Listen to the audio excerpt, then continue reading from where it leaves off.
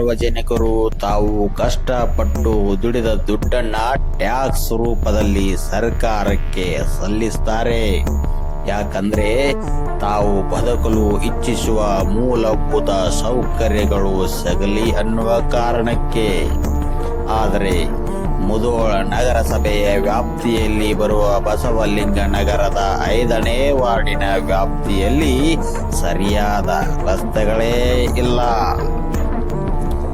ನಗರಸಭೆಯ 5ನೇ ವಾರ್ಡಿನ ಚುನಾಯಿತ ಪ್ರತಿನಿಧಿಯು ಅಭಿವೃದ್ಧಿಯ ವಿಚಾರದಲ್ಲಿ ರಾಜಕೀಯ ಮಾಡುತ್ತಿದ್ದಾನೆ ಮತ್ತು ತನಗೆ ಬೇಕಾದ ಸ್ಥಳಗಳಲ್ಲಿ ಮಾತ್ರ ರಸ್ತೆಗಳನ್ನು ನಿರ್ಮಿಸುತ್ತಿದ್ದಾನೆ.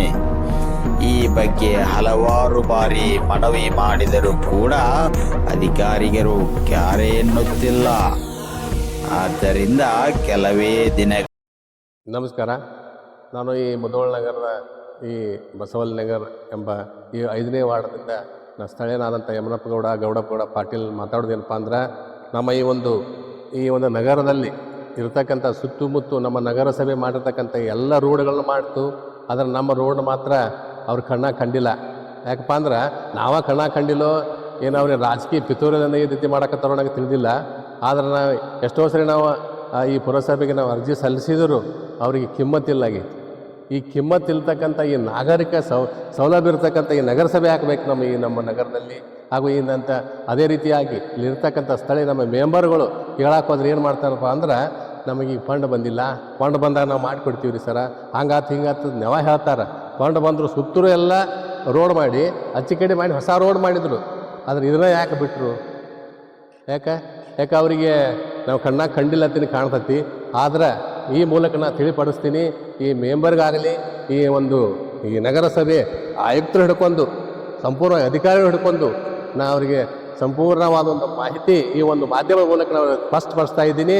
ಈ ನಮ್ಮ ಜೊತೆಗಿರ್ತಕ್ಕಂಥ ನಮ್ಮ ಭಾರತೀಯ ಮಾನವ ಹಕ್ಕು ಮತ್ತು ಭ್ರಷ್ಟಾಚಾರ ನಿರ್ಮೂಲನಾ ಸಂಸ್ಥೆಯ ತಾಲೂಕು ಅಧ್ಯಕ್ಷರಾದಂಥ ಸುರೇಶ್ ಗಡದನವರು ಸರ್ ನಮ್ಮ ಜೊತೆಗಿದ್ದಾರೆ. ಇವರ ಮೂಲಕವಾಗಿ ಇವರನ್ನು ಮುಂದಿನ ಒಂದು ಹೋರಾಟದಲ್ಲಿ ನಮ್ಮ ಜೊತೆ ಯಾವತ್ತೂ ನಮ್ಮ ಕೈ ಜೋಡಿಸ್ತಾರಂತ ಹೇಳಿ ಅವ್ರು ನಮ್ಗೆ ಸಪೋರ್ಟ್ ಕೊಡಕ್ಕೆ ಬಂದಾರ. ಆ ಮುಂದಿನ ಒಂದು 4 ಮಾತುಗಳನ್ನು ನಮ್ಮ ಸುರೇಶ್ ಸರ್ ಒಂದು 4 ಮಾತು ಮಾತಾಡ್ತಾರೆ. ನಾವು ಮುಂದೆ ಈ ನ್ಯಾಯ ದೊರಕಿಸ್ಕೊಡ್ಬೇಕು. ಈ ನ್ಯಾಯ ದೊರಕಿದ್ರೆ ನಾವು ಉಗ್ರ ಹೋರಾಟ ಮಾಡ್ತೇನೆ ಅಂತೇಳಿ ಈ ಒಂದು ಮಾಧ್ಯಮದ ಮೂಲಕ ನಾ ಹೇಳಿ ಇಚ್ಛೆ ಪಡ್ತಾ ಇದ್ದೀನಿ. ನಮಸ್ಕಾರ. ಮತ್ತು ಈ ವಾರ್ಡಿನ ಮೆಂಬರ ಅವ್ರಿಗೂ ಕರೆಸಿ ಕೇಳಿದರೂ ಕೂಡ ಅವರು ಮಾಡ್ತೀವಿ ಸರ ಅಂತ ಹೇಳ್ಕೊತಾನೆ ಬಂದರು. ಅವರು ಇಲ್ಲಿವರೆಗೆ ಮಾಡಿಲ್ಲ, ಸುಮಾರು ವರ್ಷಗಳಾಗ್ಯಾವು. ಮತ್ತು ನಾವು ಎಷ್ಟು ಸರ ಅರ್ಜಿ ಕೊಟ್ಟರು ಕೂಡ ಅವ್ರು ಪಾಟೀಲ್ ಸರು ಎಷ್ಟೋ ಸಾರಿ ಅರ್ಜಿ ಕೊಟ್ಟಿದ್ದಾರೆ. ಅದನ್ನು ಕೇಳಕ್ಕೆ ಹೋದ್ರೆ ಮಾಡ್ತೀವಿ ಅಂತ ಹೇಳ್ತಾರೆ, ಮಾಡ್ತಾಯಿಲ್ಲ. ಮತ್ತು ಇವರು ಮನೆ ಮುಂದಿನ ಆಜು ಬಾಜು ರೋಡ್ ಎಲ್ಲ ಮಾಡಿದ್ದಾರೆ. ರೋಡ್ ರೀಸೆಂಟಾಗೇ ಮಾಡಿದ್ದಾರೆ. ಸುತ್ತಮುತ್ತಲೇ 4 ಸೈಡ್ ಎಲ್ಲ ರೋಡ್ ಆಗ್ಯಾವ. ಇವ್ರ ಮನೆ ಮುಂದೆ ಅಷ್ಟೇ ಅಲ್ಲ. ಇದರ ಅರ್ಥ ಏನು? ಬಹುಶಃ ನನಗನ್ನಿಸ್ತದ ಇದು ರಾಜಕೀಯ ಪಿತೂರಿ ಅಂತ ಅನ್ನಿಸ್ತದೆ. ಇವ್ರ ಮನೆ ಮುಂದೆ ಅಷ್ಟೇ ಯಾಕೆ ಮಾಡ್ತಾಯಿಲ್ಲ? ಹಾಗಾಗಿ ಅವ್ರು ನನಗೆ ಸಾಕಷ್ಟು ಸರ ಹೇಳಿದರು, ಅರ್ಜಿ ಕೊಡೋದು ಸರ ಮಾಡೋಣ ಅಂಥೇಳಿ. ಅದಕ್ಕೆ ನಾವು ನಮ್ಮ ಸಂಸ್ಥೆ ವತಿಯಿಂದ ಇನ್ನು ಉಗ್ರ ಹೋರಾಟ ಮಾಡಬೇಕಾಕತಿ. ನಮ್ಮ ಸಂಸ್ಥೆ ವತಿಯಿಂದ ನಾವು ಅವರಿಗೆ ಮುನ್ಸಿಪಾಲ್ಟಿಯವ್ರಿಗೆ ಹೋಗಿ ಅಧ್ಯಕ್ಷರಿಗೆ ಮತ್ತು ವಾರ್ಡ್ ಮೆಂಬರ್ಗೆ ಹೋಗಿ ಅವ್ರಿಗೂ ಒಂದು ಅರ್ಜಿ ಕೊಡ್ತೀವಿ ನಾವು. ಅದಕ್ಕೂ ಅವ್ರು ಮಾಡಲಿಲ್ಲಪ್ಪ ಅಂತಂದ್ರೆ ಒಂದು ಏನೋ ಒಂದು ನಮಗೆ ಆಶ್ವಾಸನೆ ಕೊಡ್ಬೇಕು. ಅವ್ರು ಇಂತಿಷ್ಟು ದಿವ್ಸನಾಗ ನಾವು ಮಾಡ್ತೀವಿ ಬಿಡ್ತೀವಿ ಅಂತೇಳಿ ಹಂಗೆ ಕೊಟ್ಟರು ಸರಿ. ಕೊಟ್ಟ ಮೇಲೂ ಅವ್ರು ಮಾಡಲಿಲ್ಲ ಅಂದ್ರೆ ನಾವು ಉಗ್ರ ಹೋರಾಟ ಮಾಡೋಕ್ಕೆ ರೆಡಿ ಇದ್ದೀವಿ.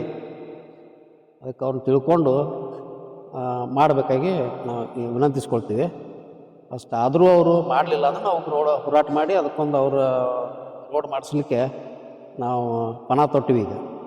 ಈಗ ನೋಡ್ಬೋದು ನೀವು ಇಲ್ಲಿ ನಮ್ಮ ಹಿಂದೆ ನಿಂತಂಥ ನೀರು ಇವೆಲ್ಲ ಹಿಂಗೆ ಕೊಳಚಾಗಿ ಅದರಿಂದ ಏನೋ ಡಿಸೀಸ್ಗಳು ಬರ್ತಾವೆ. ಅದನ್ನೆಲ್ಲ ಅವರು ವೀಕ್ಷಣೆ ಮಾಡಬೇಕು. ಪ್ರತಿ ದಿವಸ ಮೆಂಬರ್ ಅವರು ಇಲ್ಲೇ ಅಡ್ಡಾಡ್ತಾರೆ, ಇಲ್ಲೇ ಮಾಡ್ತಾರೆ, ನೋಡ್ತಾರೆ, ಆದರೂ ಸುಮ್ಮನೆ ಇರ್ತಾರೆ. ಈ ಮೆಂಬರ್ ನಾವು ಜಾಸ್ತಿ ಕೇಳಕ್ಕೆ ಹೋದ್ರೆ ನಾವು ಮುನ್ಸಿಪಾಲ್ಟಿಗೆ ಹೋಗಿ ಕೇಳ್ರಿ, ಸಾಹೇಬ್ರನ್ನ ಕೇಳ್ರಿ ಅಂಥೇಳಿ ಹರಕೆ ಉತ್ತರ ಕೊಡ್ತಾರೆ. ಈ ಥರ ಮಾಡಿದ್ರೆ ಜನಸಾಮಾನ್ಯರು ಏನು ಮಾಡಬೇಕು? ಅವ್ರೇನು ಟ್ಯಾಕ್ಸ್ ಕಟ್ಟಂಗಿಲ್ಲೋ, ಏನು ಫೀಸ್ ಕಟ್ಟಂಗಿಲ್ಲೋ? ವರ್ಷ ಇದ್ದಿದ್ದು ಟ್ಯಾಕ್ಸ್ ಕಟ್ತಾರಿಲ್ರಿ, ಮತ್ತು ಯಾಕೆ ಮಾಡಂಗಿಲ್ಲ ಇವರು? ಭಾಳ ದಿವಸ ಆಯ್ತು ರೀ ಹೇಳಿ ನಮಗೂ ಸಾಕಾಗೈತಿ. ನಾವು ಹೋರಾಟದಿಂದ ಅದನ್ನು ನಾವು ಪೂರ್ತಿಗೊಳಿಸ್ಬೇಕಾಗ್ತ ಹೇಳಿ ನಾವು ವಿಚಾರ ಮಾಡೀವಿ ಸರ್.